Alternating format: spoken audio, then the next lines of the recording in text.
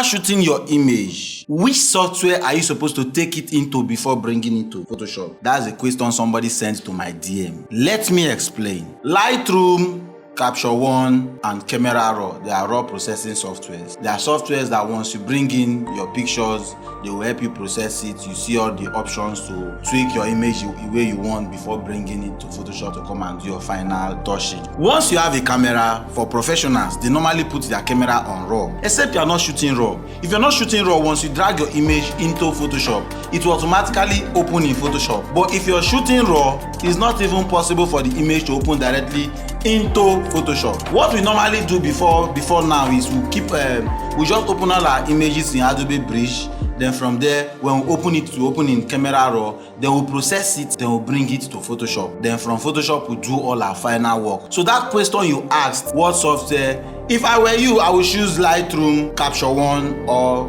just stick with the Photoshop that has a Camera Raw in it. So the Camera Raw, the Lightroom, the Capture One, they are raw processing software. They will help you process the raw part of your image before you bring it into Photoshop to come and do the whole editing, because there are some sliders that you can easily touch in Capture One, Lightroom, and Camera Raw that you will not see in Photoshop. So when you do that, touching, bringing down your highlights, try to fix your white balance, your curve and everything.